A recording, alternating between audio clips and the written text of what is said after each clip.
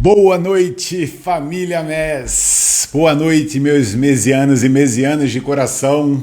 5 de março de 2025, aqui, os sinos da Igreja da Vera Cruz nos lembraram que hoje temos live ao vivo aqui no Instagram. Hoje a live é com a participação de todos os meus seguidores aqui do Instagram, com muito prazer. Algumas quartas-feiras eu tenho feito live com os alunos do MES, algumas eu abro. Oi, Svetinha, olha você aí já, Svetinha. Às vezes eu abro aqui para o Instagram, mas nem sempre. Mas hoje a gente tem aqui a live, né, para responder as perguntas dos meus alunos do MES e também para falar com todos os meus seguidores. Gente, o MES vai para 6 anos, 20 edições. E eu fico com o coração transbordando, né, desse programa, esse método que eu criei, que já é um sucesso, né, que foi até comprovado depois com o livro que eu materializei o MES, e o livro também foi um best-seller aqui em Portugal. Tem sido, né, ainda tem muita, já está na 6ª edição. E eu fico, olha, os sinos da Vera Cruz tocando aqui, a igrejinha aqui que abençoa a minha clínica. Olá, Paulinha, tudo bem, amor? Então é assim, hoje eu vou responder, temos ali um monte de perguntas que ficaram por responder, e aí o Daniel me mandou agora a lista e eu vou responder. E se que alguém quiser aqui perguntar alguma coisa, eu não sei se vocês viram ontem, mas quem não viu, depois quando tiver um tempinho, veja a live que eu fiz ontem com a Isabel Silva e mais a Dulce e a Filipa, uma farmacêutica homeopática, uma especialista em alimentação macrobiota, e eu falamos um pouquinho sobre pílulas anticoncepcionais e eu dei a minha opinião, o que eu acredito que seja a utilização de pílulas anticoncepcionais de forma segura, não de forma indiscriminada, como a gente vê muito hoje, né? E tem que ter muita atenção, porque hoje existe um grande desequilíbrio do... Ah lá, que bom que você viu. Hoje existe um... Oi, olha a minha prima. Daninha, você falou que ia trazer a Zara aqui hoje na clínica e não trouxe a Zara. Eu fiquei o dia inteiro esperando para ver minha afilhada gostosa e ela não apareceu. Amanhã sem falta. Então é assim, gente. A live ontem foi um sucesso. A Paolazinha do meu coração. Olha, Paola, já tá melhor, né, amor?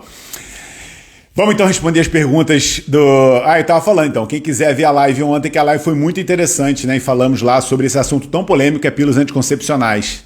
Tá rindo, né? Eu fiquei sem ver a Zara. Então é assim, primeira pergunta, Leti, do MES, né? Então são os alunos das 20 edições do MES, não sei exatamente qual edição é a Leti, e ela fez uma pergunta que é muito comum. Bom dia, doutor. Estou a tomar vitamina D3, 10.000 unidades, da Health Origins, que é uma marca muito boa que eu recomendo, mas não tomo a vitamina K2. Tem sempre que ser com K2? Pois é muito comum essa pergunta, então eu sempre respondo para as pessoas entenderem, e isso serve para outras suplementações. Por que a gente usa um suplemento? A gente usa um suplemento para complementar o nosso estilo de vida, né? Então, por exemplo, no mundo de hoje, vivemos em mundo fechado em caixinhas, né? Ontem, por exemplo, eu peguei sol lá na praia de Aveiro, eu corri na praia, depois fui lá na casa do meu tio, fiquei brincando com a Zara nos parquinhos de brinquedo, etc. Peguei bastante sol ontem. Ontem eu não tomei vitamina D. A gente está agora num período de transição. Março é um mês em que a gente já começa a ter alguma maior exposição, né? Capacidade de produção pela energia solar. Aqui na latitude 40 de Aveiro ainda é um pouquinho cedo, mas, por exemplo, quem mora no sul de Portugal, uma latitude 37, 38, ali já tem uma energia fotoquímica suficiente para o corpo produzir vitamina D. Você só precisa estar nos horários de maior potência do sol, né, mais ou menos entre 11 e 1, 2 da tarde, você tem que estar com uma superfície corporal acima de 50%, né? Não adianta pegar sol só no punho, né? Você tem que estar sem camisa ou com as pernas de fora, etc., para pegar sol numa superfície corporal importante. E aí você vai ter uma produção de vitamina D, sim. Mas a gente vive num mundo fechado em caixinhas e a grande maior parte do tempo a gente não está exposto ao sol. E isso num mundo estressado, num mundo inflamado, em que a gente tem ali muita inflamação no corpo, nas juntas, no intestino e no cérebro. Então hoje a vitamina D realmente é uma necessidade para todas as pessoas. E você vê muitas vezes até médicos, né, discriminando esse hormônio tão importante no nosso corpo.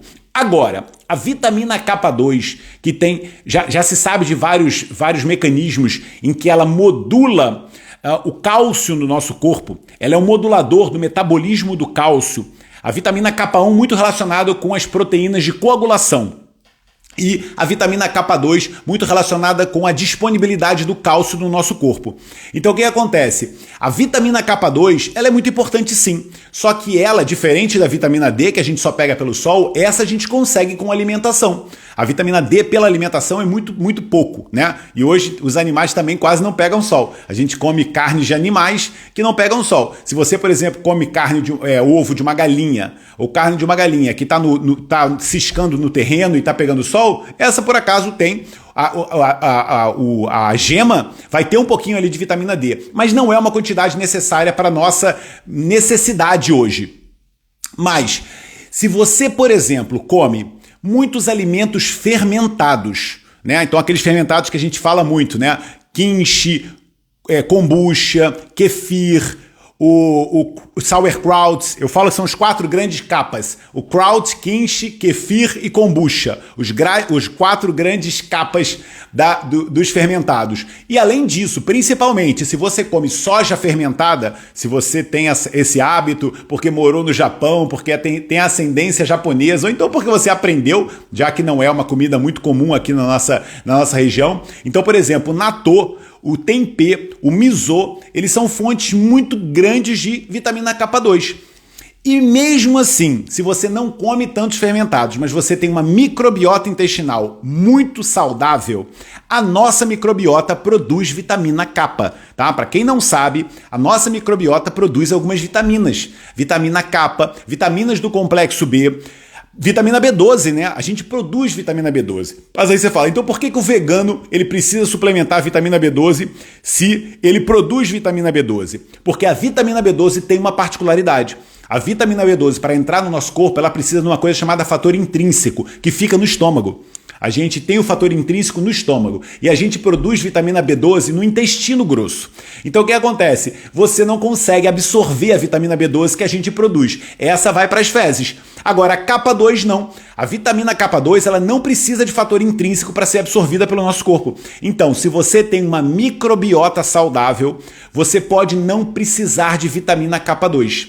Na dúvida, suplementa. Tá bom? Mas isso eu quero deixar bem claro, porque se você é um comedor de fermentados, se você é um comedor de sojas fermentadas, se você tem uma microbiota intestinal fantástica, pode ser que essa suplementação não seja necessária para você. Mas hoje está na moda todo mundo falar em K2, K2, K2. Mas tem que entender que quando a nossa alimentação e o nosso corpo, ele consegue de uma forma natural, isto é muito melhor do que qualquer suplementação, não é isso? Então na minha vida, por exemplo, eu tomo muita vitamina D, porque eu passo grande parte da minha vida aqui no consultório e trancado.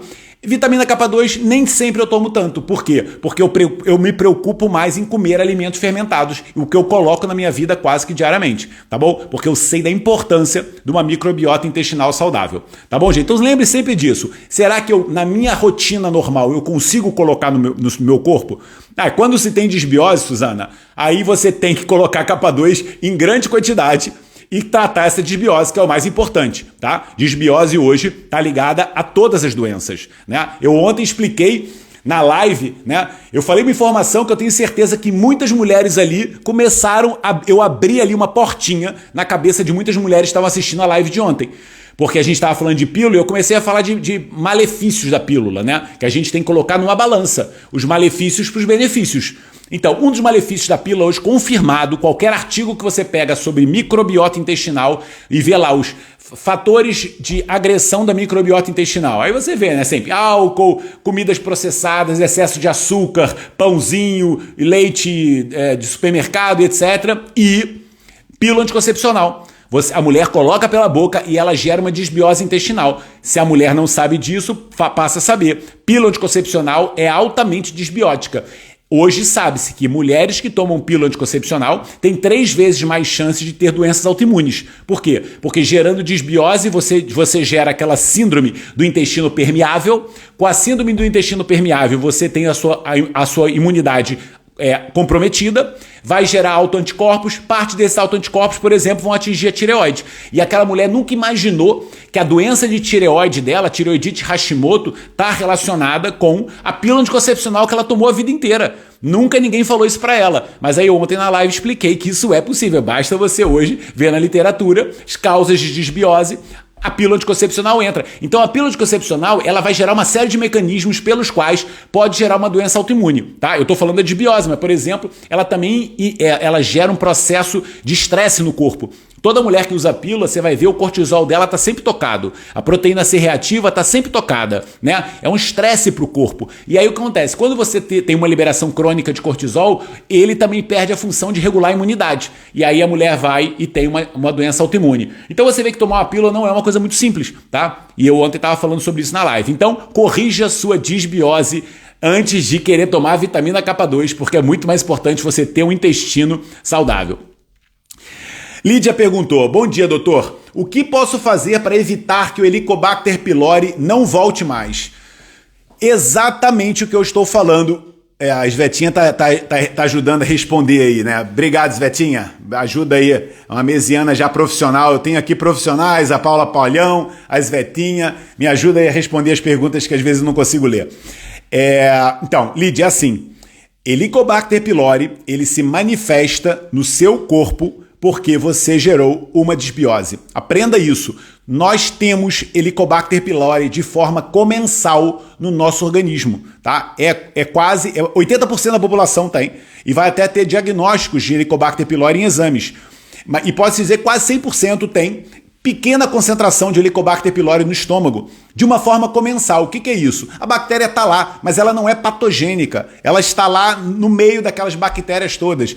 É que nem você imaginar numa floresta que existe algum vilão, né? Agora a abelha é um vilão da floresta porque ela pica, né? Ou então a hiena é porque é um vilão porque ela, né, mata outros bichos. Não, na floresta tudo se equilibra. E no nosso ecossistema intestinal, o nosso ecossistema interno, que não é só no intestino, a gente tem bactérias no estômago, para quem não sabe, a porcentagem é muito menor do que no intestino grosso. À medida que a gente vai descendo no trato gastrointestinal, você vai tendo mais bactérias. É uma relação de 1000 para 10.000, para 100.000, para 1 trilhão, tá? São as bactérias no cólon. Mas no estômago a gente tem perto de 1.000 bactérias por cada metro quadrado, metro cúbico de estômago. Então o que acontece? Você tem ali uma população de bactérias, mas está toda equilibrada. O Helicobacter pylori, ele se manifesta quando você quebra esse desequilíbrio. Então como é que você faz para manter Helicobacter pylori controlado? Mantenha o seu estômago equilibrado. Como é que você desequilibra? Primeiro, alimentação errada. É o ponto número 1, né? Se você comer alimentos ricos em açúcar, você vai aumentar a população de fungo. O fungo pode gerar um processo de alcalinização do seu estômago e aí o Helicobacter pylori cresce. Se você toma muito álcool, você vai matar bactérias boas que controlam o Helicobacter pylori. Para quem não sabe, no estômago existe também uma concentração de uma outra bactéria chamada Lactobacillus reuteri. Lactobacillus reuteri, que inclusive hoje você consegue em probióticos, esse lactobacillus ele produz uma substância chamada reuterina. A reuterina ela inibe a proliferação do H. pylori. Então, você vê que a bactéria controla outra bactéria. Elas ficam nessa guerrinha entre elas, entendeu? E todo mundo fica controlado. Quando você, por exemplo, toma um antibiótico, você vai matar algumas bactérias, né? Grande parte de umas bactérias, e muitas delas boas, que controlam outras bactérias. E aí isso gera uma disbiose. Por isso que tudo que você coloca na sua boca, você tem que ter muito cuidado. Eu acabei de falar da pílula anticoncepcional, já falei agora do álcool, estou falando agora de alimentos processados e do açúcar. Ou seja, gerar uma disbiose no seu intestino vai desregular e você pode voltar a ter uma infecção por H. pylori. Aí você fala, doutor, mas eu não como nada errado. Aí existe um fator que também pode estar relacionado com isso, o estresse.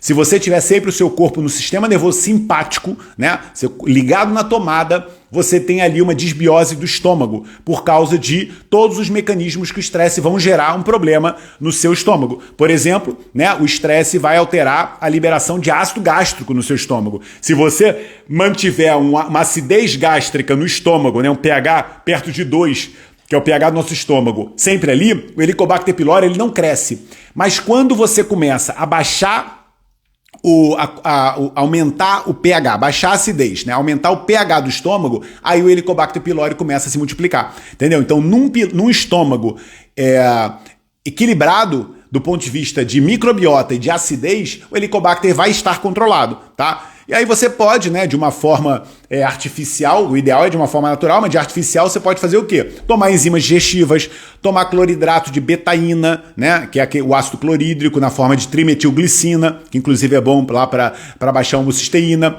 Você pode tomar probióticos, né? E, por exemplo, você pode comprar um probiótico que tenha a maior cepa de Lactobacillus reuteri.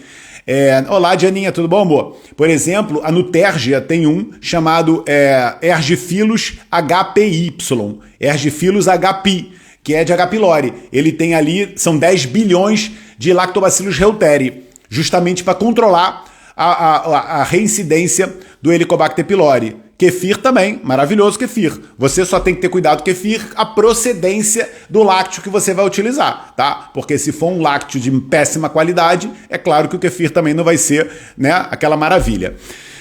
Vambora, gente, tem muita pergunta, não posso ficar tanto tempo na mesma, né? Mas tinha mais coisas para falar, né? Mas é só lembrar que você tem que manter o seu estômago equilibrado. Luísa perguntou, doutor, com que chá eu posso misturar o chá de moringa? Obrigado. Não sei exatamente porque ela fez essa pergunta, eu até recomendo de você diversificar os chás que você toma, né?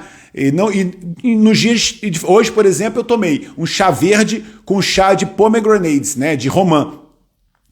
Foi o chá que eu tomei hoje durante o dia. Mas ontem eu tomei chá de hortelã. E a minha vida é assim, é tomar chás de forma diferente. Eu não misturo todos no mesmo dia, porque isso pode ser uma sobrecarga para o fígado. Muitos chás, eles são uma hormese, eles geram um estímulo para o fígado produzir enzimas antioxidantes, por exemplo. Então, estimular demais também é aquele negócio da hormese, que quanto maior a hormese, às vezes ela passa de um nível de benefício. O chá de moringa, né? Para quem não sabe, a moringa oleífera. Até ganhei o chá de moringa de uma amiga minha, nutricionista, a Joana Vieira. Ela me deu, que ela viajou para o Senegal, me trouxe um chá de moringa, eu fiquei tomando durante muito tempo. É um chá maravilhoso. Ele é muito rico em antioxidantes, anti-inflamatório, substâncias anti-inflamatórias, vitaminas, minerais, etc. O chá de moringa ele tem um detalhezinho, ele tem um efeito diurético.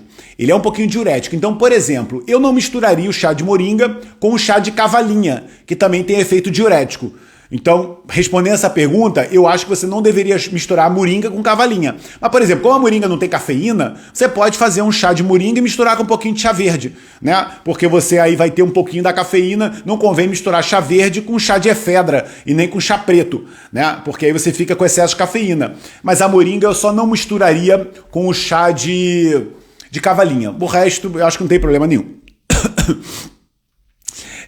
E não misture muitos chás, né? Como eu falei, aqueles blends com 300 chás, aquilo dali eu acho que não é saudável.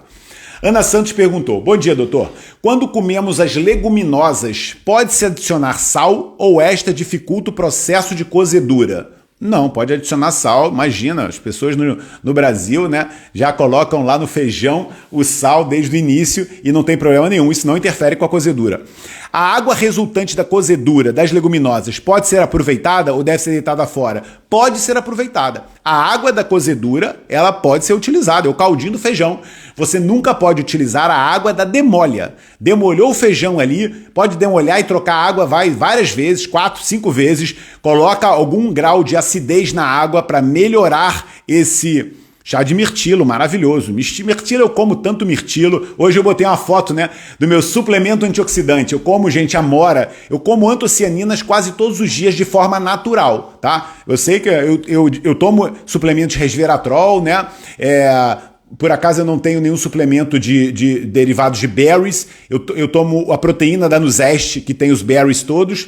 Mas a forma que eu coloco antocianinas na minha vida é nos berries verdadeiros, né? Que agora eu tô comprando muita amora. A gente fica com a língua toda roxa, né? Depois de comer. Eu também coloco no meu suco, no meu batido proteico que eu faço normalmente quando eu chego aqui na clínica, né? Para quebrar o jejum após um treino, eu coloco sempre ou açaí, né? Ou açaí, eu coloco beterraba também. Eu sempre coloco um roxo desses, né? Esse roxo da natureza, inclusive, ele é uma fonte de nitrato que vai ajudar o nosso corpo a produzir óxido nítrico, né? O óxido nítrico é fundamental para o homem, para a ereção, para a capacidade mental, para a capacidade física. O óxido nítrico é fantástico e a beterraba é uma das melhores fontes, né, de nitrato. A beterraba é um remédio, né, gente? Para quem não come beterraba, coma beterraba na sua vida, né? Porque aqui eu podia fazer uma live só explicando os benefícios da beterraba para nossa saúde. Eu, por exemplo, né, que eu tenho polimorfismos daquelas vias da metilação, a beterraba é a maior fonte natural de betaína.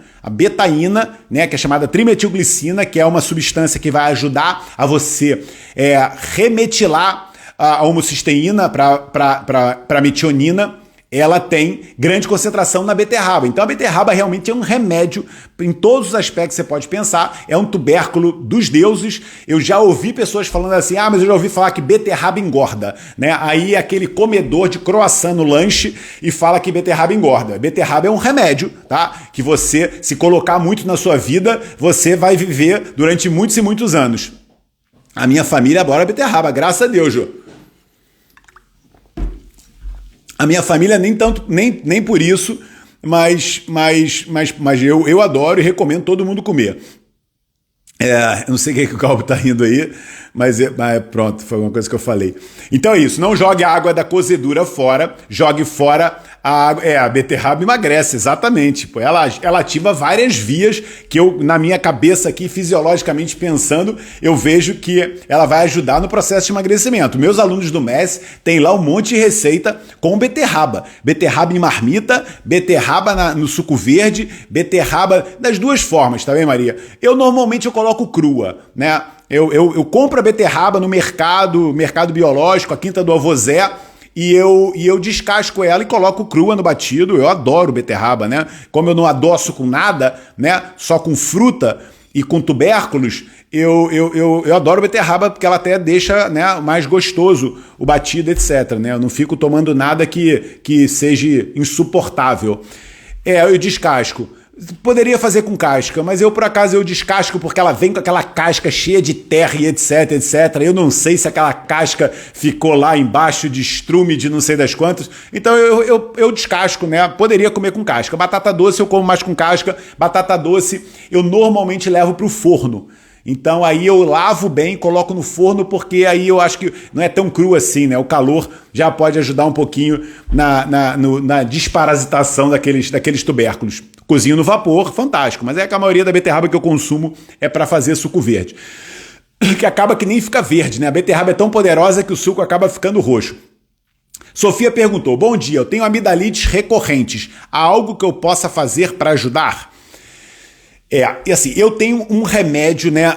Eu acho que é uma solução milagrosa para tratamentos de amidalites de repetição, tá? Que você já está tomando 300 antibióticos, que você já tem lanche batata doce, exatamente. Batata doce é outro remédio, tá? Tubérculos para mim são remédios. As pessoas acham que tubérculo engorda, o que engorda a gente é excesso de frutose. A tubérculo é amido. O amido nosso corpo consegue utilizar como fonte de energia. Você só vai engordar com amido se você tiver com metabolismo travado. O metabolismo travado faz você engordar sim, mas aí você engorda até com legumes. É aquela pessoa que fala que eu engordo com alface, tá? Se você tiver um metabolismo funcionando bem, você vai, com certeza, conseguir comer muito tubérculo na sua vida e ser magro, como eu, né? Se tubérculo engordasse, eu era obeso, porque eu como todos os dias tubérculo, tá? Mas eu tenho meu organismo funcionando muito bem. Então, na verdade, não é tirar as coisas, mas sim consertar a máquina.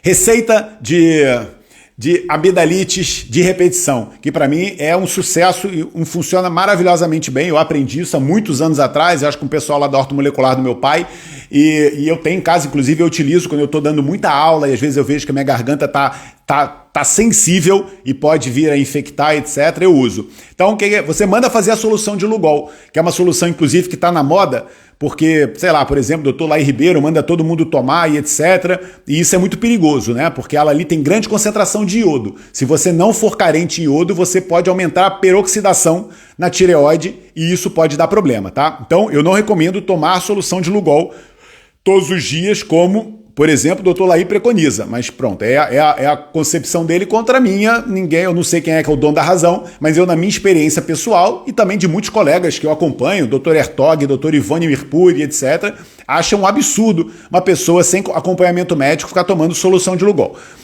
Mas você compra ou manda fazer a solução de Lugol, e aí se você está tendo crise de amidalite, pode fazer diariamente. Você pinga num pouquinho de água, né, uns 10, 20 ml de água, você pinga umas 5 gotas de solução de Lugol, aí mistura bem, a água vai ficar meio amarelada, e você faz gargarejo com essa água com solução de Lugol. Então você fica... E aí cospe, né, e faz de novo e cospe, faz isso umas 3 vezes enquanto você tiver água, e depois você vai dormir. E você faz isso durante uma semana. Depois você pode fazer, de repente, 1 ou 2 vezes por semana. Você pode manter esse uso de iodo tópico na garganta, né, durante muito tempo, sempre à noite. Depois você não come mais nada. Porque o iodo é o maior antisséptico que existe. Não existe. Todos os cirurgiões usam betadine, né, que é aquele iodo de feridas, para uma cirurgia, né? O iodo é fantástico. Então ele mata fungo, ele mata bactéria, ele mata vírus, ele mata tudo. E aí o que acontece? Mas não é para você engolir esse iodo. Esse iodo ele é apenas para ajudar a você não infectar as amígdalas. E ele, inclusive, o iodo, para quem não sabe, ele tem uma grande capacidade antiproliferativa, por isso que é usado em quistos mamários em mulher. Ele tem uma capacidade reparadora.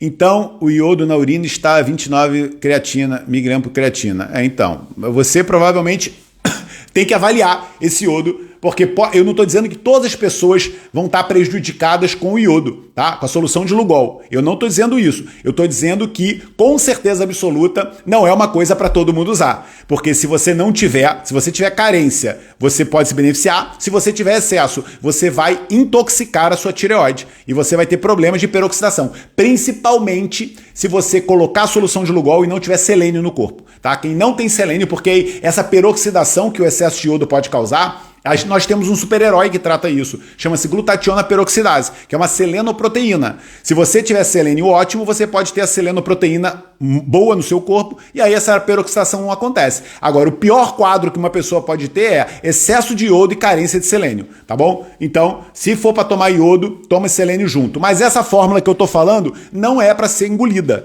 É para você fazer gargarejo e cuspir. E vai fazer isso que você vai ver que se você fizer com alguma constância, você nunca mais na vida tem uma amidalite, tá bom? Ficou aqui, receita Dr. Rodrigo, para quem está assistindo aqui na live, que vocês merecem aí. Mais de 200 pessoas e eu fico muito feliz em poder dar essas informações aqui para todo mundo. Onde é que eu estava? Aqui, da Sofia. Aníbal, boa noite. Mesianos, né? A maioria é mesiana. Capacidade maravilhosa de explicar. Obrigado, Maria. Hipotireoidismo queria dizer não hiper. Eu falei que para quem tem problemas de tireoide, tá? O iodo é prejudicial. Oi, Joaninha. Tudo bom, meu amor?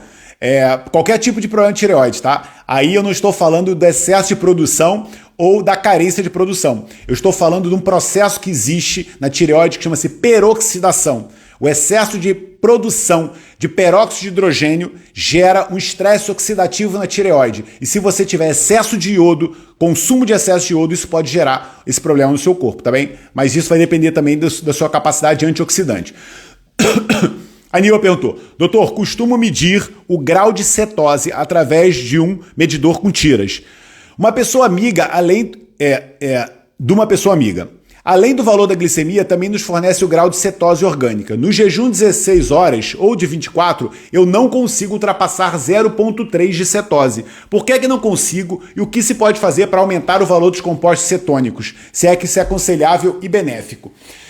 Então, gerar cetose no corpo, né, aquele mecanismo pelo qual você, numa escassez do consumo de carboidratos, o corpo vai precisar gerar mais glicose, principalmente para o cérebro, então ele parte para a cetogênese, a produção de corpos cetônicos. Esse estado é mais dificultado, por exemplo, em quem tem uma resistência insulínica muito grande, né? Se você está com um processo de resistência à insulina, como a insulina é um hormônio que armazena, eu sempre deixo a live gravada, tá bem, Maria?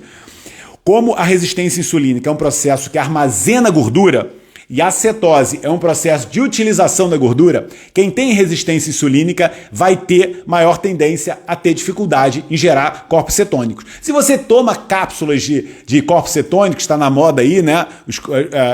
As cápsulas com corpos cetônicos, o que acontece? Você vai ter uma cetose maior nesse seu aparelho. Mas aí não é a cetose que o seu corpo está produzindo. Você está com corpos cetônicos que você tomou no suplemento. E aí não gera o benefício que você está querendo, que é colocar o seu corpo em cetose. O que você tem que fazer, Aníbal? Eu vou explicar. Duas técnicas. Primeiro, aumentar o horário de jejum. Mais vale você fazer menos dias de jejum e quando fizer o jejum você faz com um horário maior. Vou dar um exemplo. Passa um dia comendo e depois você fica um dia sem comer. Faz o jejum de 36 horas. O 36 horas é você pular dias sem comer.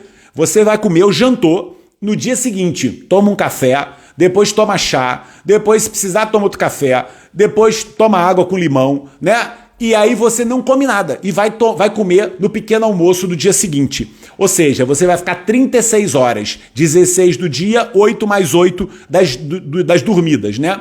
E aí esse jejum 36 horas já faz com que o seu corpo tenha mais capacidade de produção de corpos cetônicos e trata a sua resistência insulínica. Isso é um jejum muito clássico hoje estudado, por exemplo, chamado 5+2, que você fica 2 dias da semana fazendo jejum de 36 horas e os outros dias você não faz jejum. Isso é uma técnica. A segunda técnica é você, durante um período, fazer uma dieta cetogênica, né? Aquela dieta que eu não recomendo como estilo de vida, tá? Eu falo isso bem claro. Eu não sou contra dieta cetogênica, porque se você me disser que você tem epilepsia, se você está com diabetes de tipo 2, grave, com resistência insulínica altíssima, com índice IOMA de 5 a 10, um valor altíssimo, se você tem cancro, né? Se você tem algumas doenças que se beneficiam muito, com muita propriedade de dietas cetogênicas, eu acho que você deve utilizar. Mas assim que você passar desse problema, né, tratar esse quadro e etc., volte para a alimentação que eu preconizo, que é uma alimentação plant-based com intervalos de jejum. Por que eu falo isso? Você não tem que tirar carne, né? O MES e nem eu sou fundamentalista em nada. Você só tem que reduzir a sua proteína animal, tirar os processados e colocar mais cores nessa vida, porque a alimentação plant-based com os fitoquímicos, com as fibras, com os antioxidantes, com as substâncias anti-inflamatórias, com a grande concentração de fibra e água, você tem uma alimentação muito mais equilibrada, tá?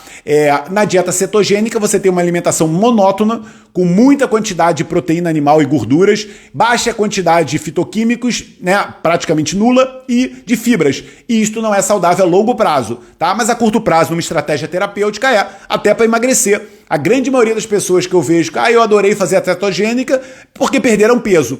E falaram, mas eu me sinto muito melhor, porque quando começaram a comer carne, elas tiveram que tirar o pãozinho que inflamava elas. Você não precisa chegar nesse extremo se você quiser ter saúde. Você só precisa tirar as coisas que te fazem mal. Mas aí quando você introduz uma carnívora, você fica proibido de comer essas coisas e aí, de repente, é mais fácil de você criar adesão. Então é assim, para você, Aníbal, pode ser que fazer uma dieta cetogênica durante algum tempo para o tratamento de cancro eu acho que é uma opção terapêutica muito interessante.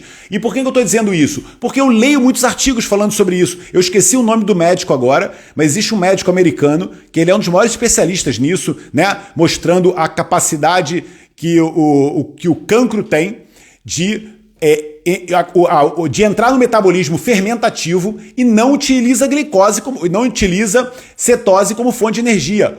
O cancro só utiliza glicose e glutamina. Então ele entra no metabolismo de fermentativo, glicolítico ou a partir da glutamina, né? Chama-se glutaminólise. Então ele só usa esses dois substratos. Então se você tirar 100% da sua vida o carboidrato e a glutamina, você realmente vai ter ali uma célula cancerígena esfomeada. E aí é muito mais chance você tem de ter uma remissão de um cancro. Não é um fator, né, decisivo, senão tinha achado a descoberta do cancro. Mas realmente você vai dificultar o processo. Por quê? Porque o cancro ele não sobrevive no metabolismo oxidativo. Ele só sobrevive no metabolismo fermentativo. E no metabolismo fermentativo ele precisa de glicose, né? Então você vai ter realmente, é muito aconselhado para o Crohn tem uma vantagem. Na doença de Crohn, você tem ali uma inflamação intestinal. Então, no momento em que você tem um quadro de Crohn agudo, né, um quadro de Crohn, o desequilíbrio, né, o inflamado, o intestino inflamado, quando você come fibra, você vai dar ali uma sobrecarga para o seu intestino. Eu faço analogia, é igual uma pessoa que está doente querer fazer atividade física. Você pega uma pessoa que está com febre, uma pessoa que está com uma perna quebrada e manda ela correr uma maratona, você vai falar, você é louco, né? Essa pessoa está doente, ela tem que descansar. Quando você tem uma pessoa com intestino inflamado, lembra, a fibra é a atividade física do seu intestino. Quando você tem uma pessoa com intestino inflamado, ela não pode ficar comendo muita fibra. Por quê? Porque o intestino dela não dá conta. Você está com a sua energia vital alterada. Na medicina Ayurveda, eles chamam isso de Agni. É o fogo interno. Você não consegue digerir nada. Então você tem que comer refinados, você tem que comer alimentos, canjinha de galinha da vovó, tem que comer alimentos sem fibra. Por isso que uma pessoa que com uma doença inflamatória intestinal, ela se beneficia de uma alimentação excludente de alguns alimentos que vão dar trabalho para o intestino. A fibra, ela é tão poderosa que ela chega até o intestino, ela não é digerida pelo nosso corpo. Então ela vai até o intestino para alimentar as bactérias intestinais. Só que numa pessoa com Crohn, existe um incêndio na floresta. Entendeu? O incêndio da floresta você não vai curar colocando borboletas, não é verdade? Você tem que primeiro apagar o fogo. Lembra dessa analogia, porque por analogia você nunca mais esquece das coisas. Exatamente, a cetose por um período curto, um período terapêutico. Você tem que usar essas ferramentas alimentares como terapêutico. Então existe uma coisa chamada a dieta da saúde, uma dieta saudável, e existe uma coisa chamada dieta terapêutica. O MES, ele é uma dieta saudável. No MES eu não preconizei tratar doença de Crohn, mas existe na plataforma uma aula explicando para as pessoas com doença de Crohn qual é a alimentação ideal. Né? Mas na verdade eu não falo só do Crohn, eu falo de várias condições que a pessoa não está apta naquele momento a correr uma maratona. Ela naquele momento tem que fazer uma alimentação mais terapêutica, que não significa que você vai ter que tirar esse alimento para o resto da sua vida. Como às vezes preconizam, você tem que fazer uma alimentação carnívora para a sua vida. Eu não concordo com isso, tá? Mesmo que você seja uma pessoa com espectro muito perto das pessoas que mais consomem carne, mas você não pode fazer uma alimentação à base 100% de carne, porque a longevidade ela está principalmente na alimentação do reino vegetal. Eu quero que me mostre um artigo que mostre que você aumentou muito a longevidade da população comendo só carne. Não existe. O que eu já vi artigos, que já me mandaram artigos, e aí eu sempre vejo um viés nesses artigos, me mandaram um artigo mostrando, olha, fizeram uma relação e viram que as populações que comem mais carne vivem mais. Aí eu fui ver o artigo. E, na verdade, o que o artigo mostrava? As populações com mais alto poder aquisitivo tinham menor mortalidade em geral. Por quê? Fizeram primeiro uma conta, contando até a mortalidade infantil. Então, realmente, você via países mais pobres que não têm consumo de carne, porque eles não têm condições econômicas, morriam mais. E os países mais ricos, né, como, por exemplo, Hong Kong, que é um país que consome muita carne, ele tem uma longevidade muito grande. Mas quando você vai ver alguns países que consomem muita carne e têm uma mortalidade baixa, como, por exemplo, Estados Unidos, né, uma mortalidade alta, você vai ver que não existe uma correlação direta. A correlação da mortalidade tem a ver com o índice socioeconômico do país e não com o consumo de carne, tá? Mas voltando ao assunto, então entendam, né? Se você tem o intestino inflamado, você não pode ficar comendo fibras nessa fase. Sabe a dieta dos FODMAPs? Alguém já ouviu falar isso, né? Dieta dos carboidratos fermentáveis, né? FODS é um acrônimo para Fermentable Oligosaccharides, Disaccharides, monossaccharides and polióis, né? Então, é a dieta que você tira todos os carboidratos fermentáveis, porque você está fermentando os carboidratos normalmente por uma desbiose intestinal, por exemplo.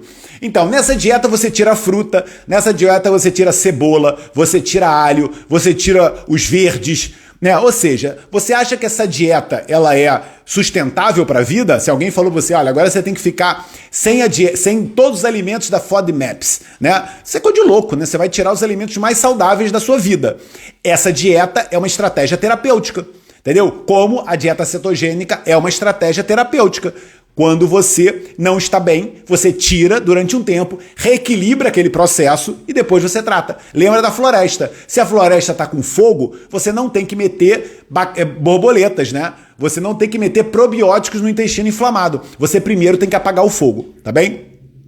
Por quanto tempo devemos... Pode tomar sempre glutamina, né? Glutamina é um aminoácido muito bom, né? Para várias coisas, para imunidade, para reparar o cérebro, para fazer neurotransmissores e etc. Mas você só não pode tomar glutamina se você tem um cancro, que aí isso é prejudicial. Um cancro ativo, tá? Para prevenir cancro é excelente, porque ela estimula a imunidade. Vamos lá ver que eu já perdi a pergunta aqui, era do Aníbal. Ah, meu Deus do céu, esse computador aqui não tá nada famoso. Tá aqui, Aníbal. Agora é a Flor Bela. Bom dia, doutor. Fiz ecografia renal de rotina e agora eu tenho 2 quistos parapiélicos, né? Perto do cálice, num rim. Há ano e meio eu não tinha nada. O que posso inserir ou retirar da alimentação de forma a minimizar essa situação? Então, sempre que você está... Isso serve para qualquer quisto no seu corpo. Se você está enquistando, né? Se você está com excesso de quistos mamários, nódulos, quistos no ovário, quisto no rim, quisto no pâncreas, você está formando quistos. O que está sinalizando para o seu corpo? Proliferação. Você está no estado proliferativo. O adulto, gente, ele não tem que proliferar, porque a gente já não cresce mais. O adulto ele tem que se reparar. A gente tem que destruir células e construir células novas, né? É um processo de reparação. O processo de proliferação é você formar mais célula que você destrói. E aí você começa a crescer. E se crescer célula errada, você tem um cancro, né? Então o que você tem que fazer? Você tem que controlar esse perfil proliferativo. E aí você consegue com o equilíbrio hormonal. Né? Eu vou dar um exemplo. Na mulher, por exemplo, esse controle proliferativo acontece muito com 2 hormônios, o estrogênio e a progesterona.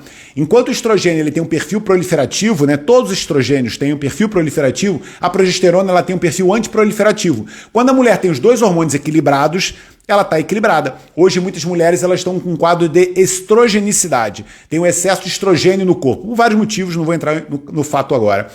O excesso de estrogênio vai gerar um corpo proliferativo. Outro hormônio que está muito relacionado com proliferação, a insulina. Hoje as pessoas têm o excesso de insulina no corpo, né? É a famosa resistência à insulina. A insulina é um hormônio proliferativo. A insulina ela tem 2 funções no corpo, crescer e guardar.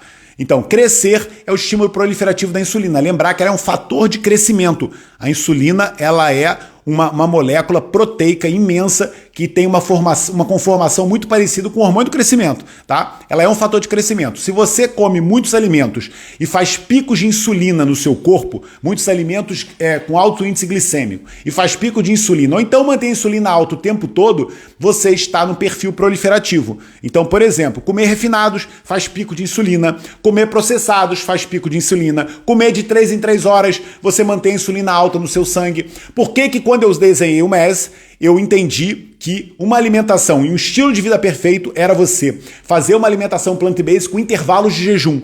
Por quê? Porque você conseguiria momentos em que você baixava a insulina, né, para você sensibilizar os receptores de insulina. O que significa isso? Quando você for comer, um pouco de insulina que você produza, você já resolve. Então o pâncreas ele não se sobrecarrega. Você faz uma alimentação rica em alimentos integrais, né? Ou seja, um alimento que a fibra já vai fazer com que a glicose seja liberada lentamente no seu sangue, ou seja, não coma refinados, coma alimentos integrais e não coma o tempo todo, para você ter sensibilidade insulínica. Esse é um padrão fantástico para você diminuir o seu padrão proliferativo. Outra coisa, excesso de proteínas.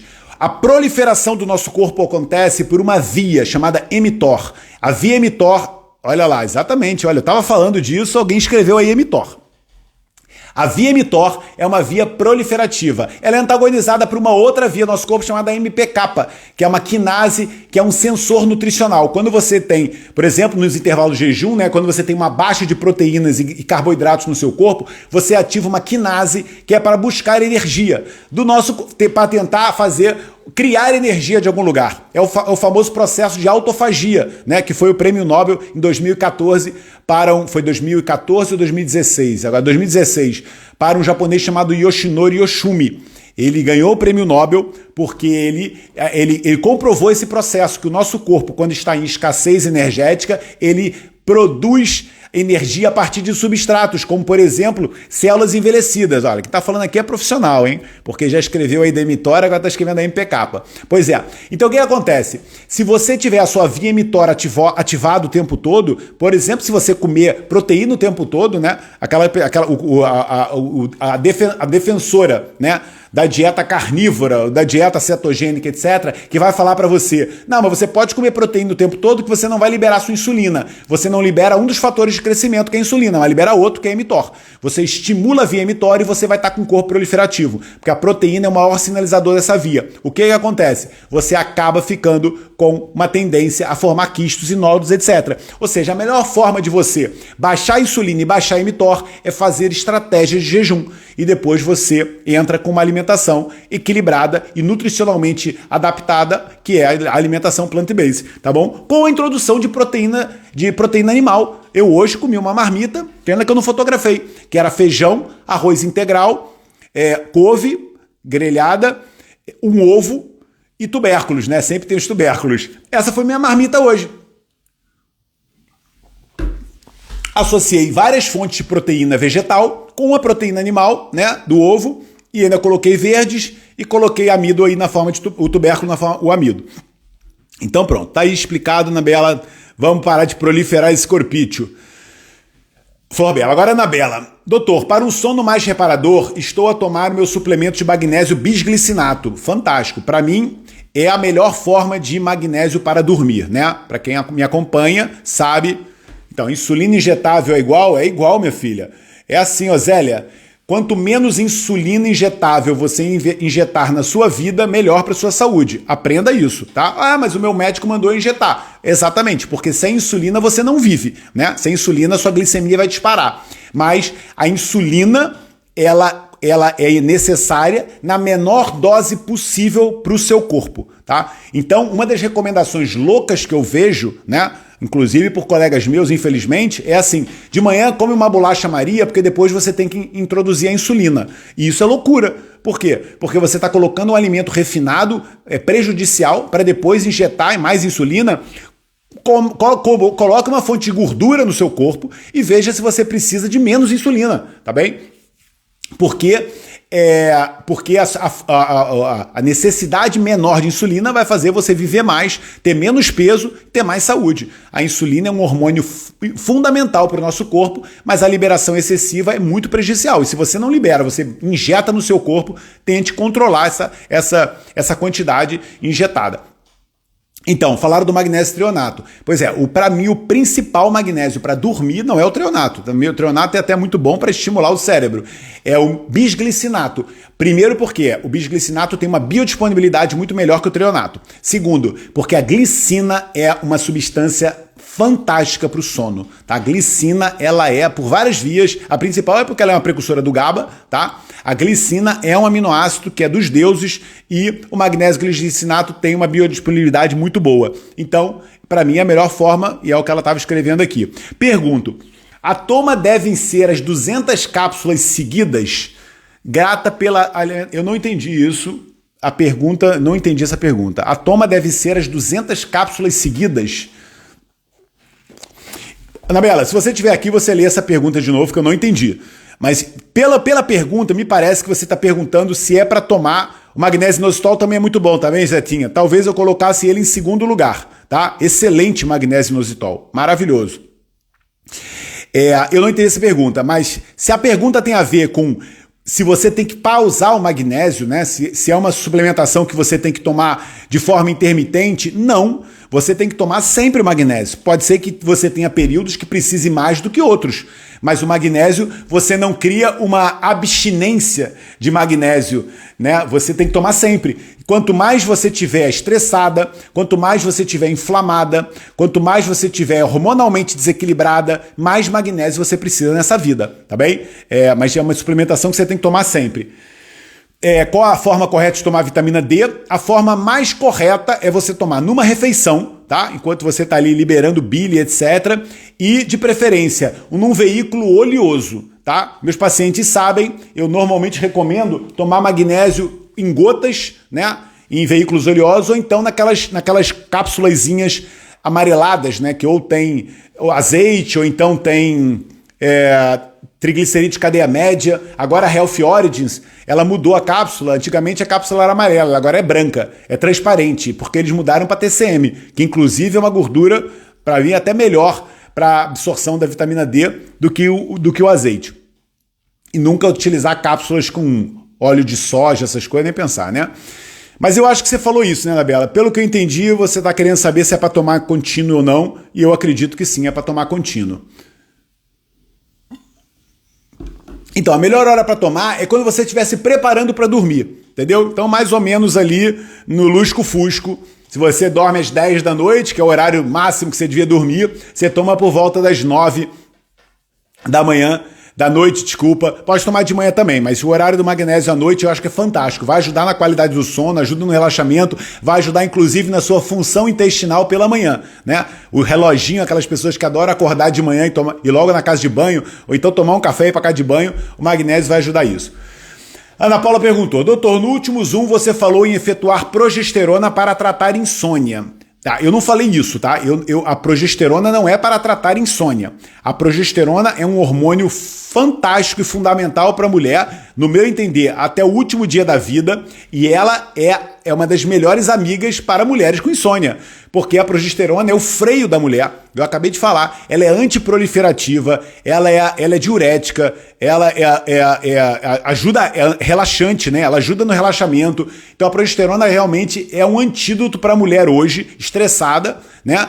Que quando não faz a reposição hormonal bem feita, o que ela faz? Ela vai para droga. Ela começa a tomar ansiolíticos, hipnóticos, aí acha melhor dormir tomando Zolpidem do que tomar progesterona, né? Que é um hormônio natural que o corpo dela produziu a vida inteira. O ovário, infelizmente, parou de funcionar aos 50 anos e hoje ela vai viver até os 100. Então a gente consegue suplementar com um hormônio bioidêntico e ela só vai ter benefício com isso. Mas isso é uma suplementação que você tem que fazer, não é ir na farmácia comprar. Você tem que ir conversar com o seu médico, inclusive uma mulher idosa, Rita. Com certeza, você não é nada idosa. Você apenas já tem mais idade, está super bem, super saudável e tem que se manter assim, a progesterona vai ajudar. Tenho 51 anos. Ó, Ana Paula falou, olha, você então mais ainda, 51 anos e ainda não estou na menopausa. Não, está no climatério e provavelmente um climatério bem avançado. E já é a altura de você começar a fazer suplementação.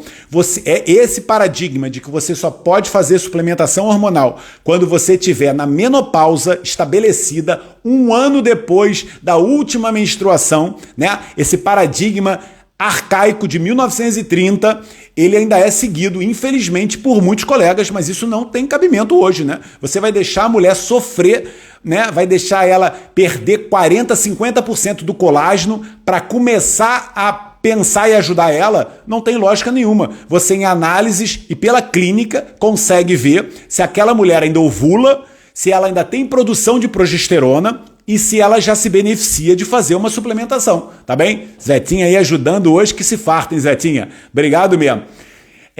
Só consigo dormir 4 horas seguidas, apesar de fazer vitamina D, magnésio e ashwagandha. Minha filha, porque com falta de progesterona, pode tomar o magnésio e a ashwagandha que você quiser. Oi, Andressinha, tudo bom, amor? Que não tem jeito, não vai conseguir.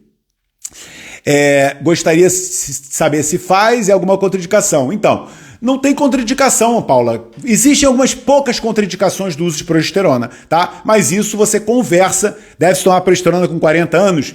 40 anos já é o climatério, né? Na grande maioria das mulheres, 40 anos, elas já entraram no climatério, que é o processo inicial, né, que vai preparar ela para a menopausa. Já é a diminuição dos hormônios, da produção dos hormônios ovarianos. Aos 40 anos, você ainda ovula, provavelmente, né?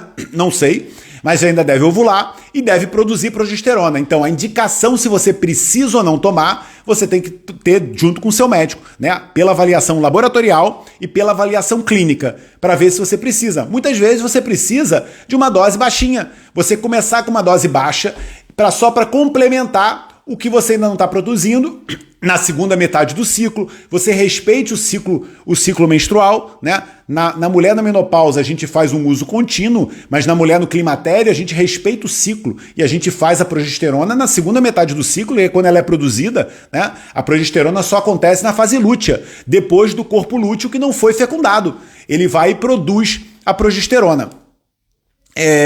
Então, é respeitar isso e fazer, mas tem que ser acompanhada por um médico, tá bem? Sofia, da turma 16, perguntou: boa noite, doutor Rodrigo. Gostaria de esclarecer 2 dúvidas. Tomo vitamina D, 10.000 unidades, e queria saber se é necessário tomar capa 2. Essa pergunta você vê. Numa live eu já respondi isso 2 vezes. Já falei. Se você não viu, depois eu vou deixar a live guardada. 48 anos pode usar Estreva sem consultar médico? Não. Nem pensar. Você não vai usar estradiol sem saber se você precisa, tá? Muitas mulheres com 48 anos precisam e outras não. Então você não tem como suplementar um hormônio. O hormônio que a gente faz na modulação hormonal, como o nome diz, a gente vai equilibrar o corpo da mulher. Então, tem mulheres que são estrogênicas. E elas, aos 48 anos, ainda produzem muito estrogênio, né? Tanto a estrona quanto o estradiol. Então, na mulher estrogênica, numa fase do climatério, eu posso só suplementar a progesterona, entendeu? Então, eu posso, numa mulher estrogênica, equilibrar... Obrigado, assim, é você que é muito linda. Eu posso, numa fase estrogênica, equilibrar só esse perfil estrogênico que a mulher tem. Vou dar um exemplo. Uma mulher altamente estressada, né? Ou uma mulher altamente inflamada. O corpo, quando está com excesso de cortisol, ele, por natureza, não ovula. Ele bloqueia a ovulação. Isso acontece até numa adolescente. Aquelas adolescentes que são atletas de alta competição, né, chinesas, elas não ovulam, porque elas têm um bloqueio, de tanto exercício físico que elas fazem, elas têm um bloqueio da ovulação. Então essas mulheres, elas têm déficit de progesterona. Então sempre que você está sob muito estresse, principalmente um ovário no climatério, você pode ter déficit de ovulação. Mas não necessariamente ter um ovário sem produzir estradiol, né? O estrona, os hormônios, os estrogênios. Então, nessa mulher, você teria indicação de suplementar a progesterona e não o estradiol, entendeu? Por isso que você precisa de uma avaliação. Isso eu não posso. Como eu mando aqui todo mundo tomar vitamina D e magnésio, que todo mundo precisa, né? Os hormônios sexuais, nem por isso, porque aí depende de cada caso. Então, já respondi da vitamina K2, especialmente eu sendo vegan. Então, o veganismo não determina a suplementação de K2, determina a suplementação de B12, tá? Se você é vegana, eu recomendo você suplementar metilcobalamina ou adenosilcobalamina, tá? Não é cianocobalamina. Essa vitamina que é tida na maior parte dos suplementos alimentares, essa é com muito má biodisponibilidade. Use adenosil ou a metilcobalamina, se você é vegana, tá? Além disso, tenho dúvidas em relação à vitamina A. Será que consigo atingir níveis adequados de retinol ou devo considerar suplementos, como óleo de fígado de bacalhau? Pois é, então, mas aí é o problema, né? Se você está falando que é vegana, o óleo de fígado de bacalhau, ele não é apto para veganos, né? Porque ele é feito de um animal. Então, o óleo de fígado de bacalhau, segundo os exames, não estou em menopausa. Que suplementos devo utilizar? Olá, obrigado, Josinha. Você é muito linda. É do Messi. Botou essa pergunta aqui na plataforma? Não? Já respondo, então. Então, se você é vegana, o óleo de fígado de bacalhau, teoricamente, não é indicado para você, mas realmente ele é uma fonte excelente de vitamina A. E no veganismo pode existir uma deficiência de vitamina A. Por que acontece isso? Porque quando você come cenoura, quando você come abóbora, né, quando você come verdes, eles são muito ricos em beta-caroteno, que é uma provitamina A. É um precursor da vitamina A. O nosso corpo ele tem uma enzima chamada beta-caroteno dioxigenase e essa enzima transforma... Ai, quebrei.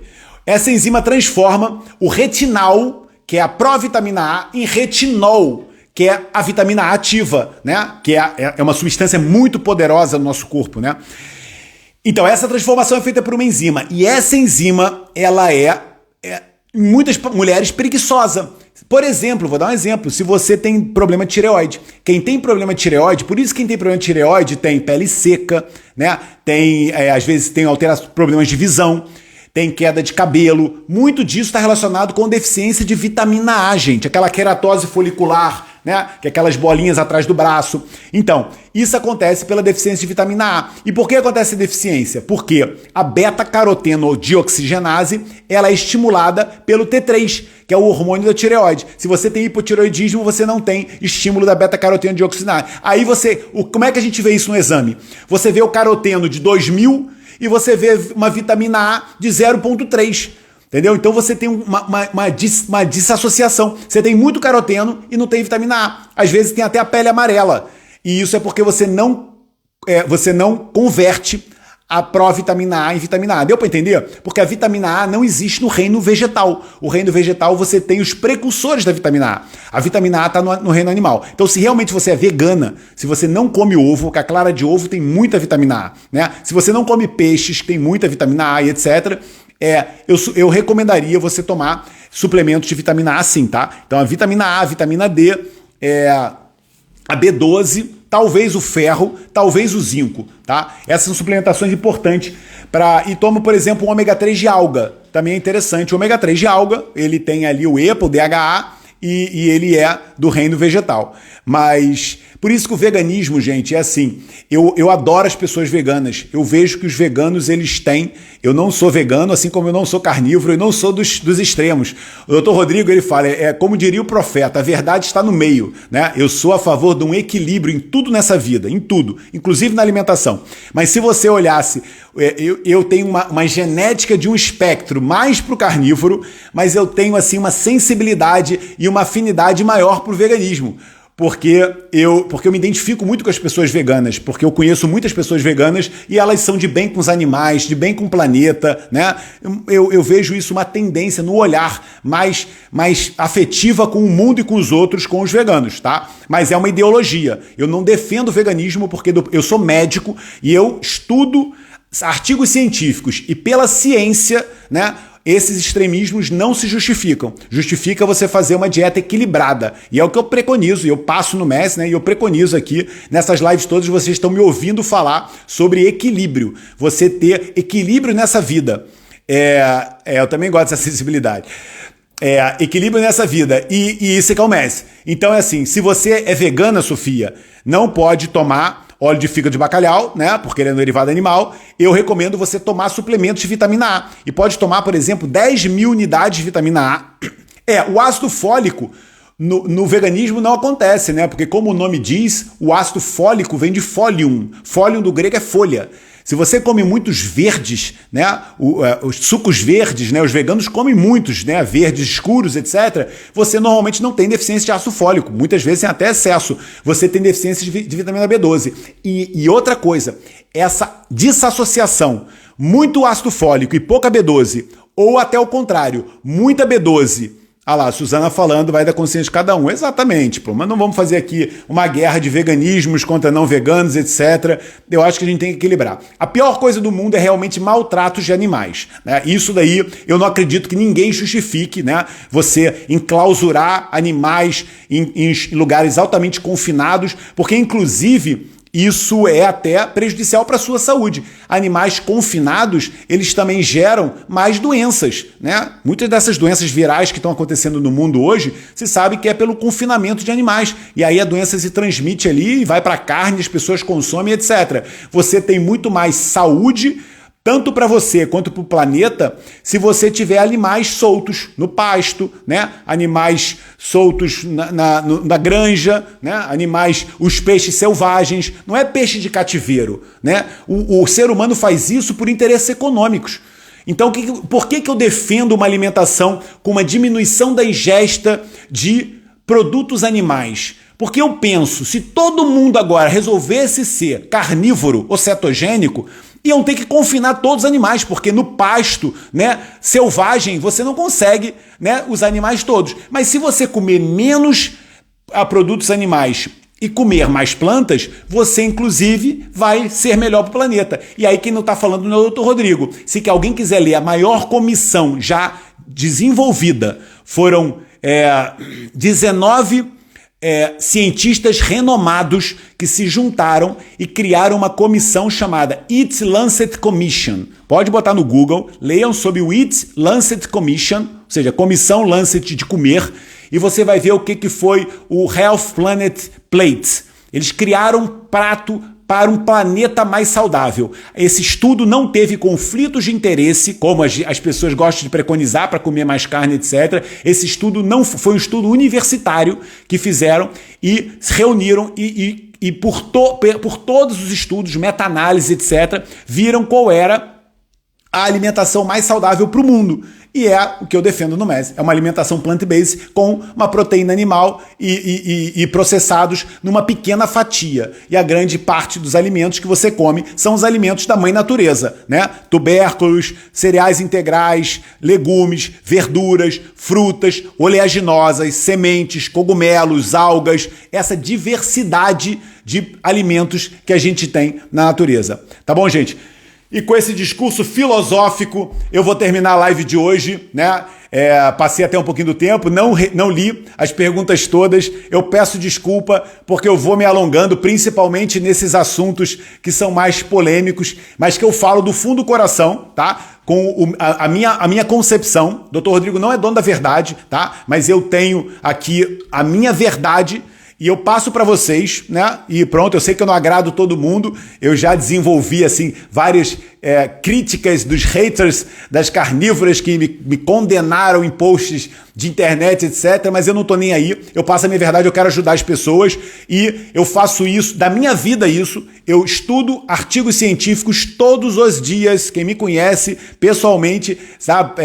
Quem me acompanha na minha vida pessoal, eu estudo todos os dias da minha vida de manhã. É o horário que eu tenho para estudar e reciclar conhecimento. E agora eu venho passar para vocês esse conhecimento que eu adquiro de tudo que eu estudo, tá? Já mudei muito da minha vida e da minha alimentação e tudo, porque eu estudei e as coisas me convenceram pela lógica, né? E eu falo sempre pela lógica. Então, a lógica é sempre, né, a verdade. E a verdade, ela, como eu falei, nesse caso, tá no equilíbrio, tá no meio, e é o que eu vou passar para vocês sempre. Tá bom, gente? Vocês que são muito lindas, obrigado aí pela participação aí de quase 300 pessoas na live. Amo vocês. Vou deixar a live guardada. Pra semana eu não sei se é live aqui ou é no Zoom, mas se for no Zoom também eu abro aqui para vocês e a gente continua aqui nesse bate-papo gostoso que eu adoro. Obrigado aí pela participação. A Nutriadri, né? A Nutriadri, conhecimento absurdo aí de fisiologia metabólica, parabéns. Obrigado aí pela participação de todo mundo. Beijinho aí pro pessoal da Madeira, Joaninha do meu coração, Zetinha, todo mundo. Obrigado aí pela participação. Beijinho, Su, viu que eu defendi hoje bicho, hein? Beijo.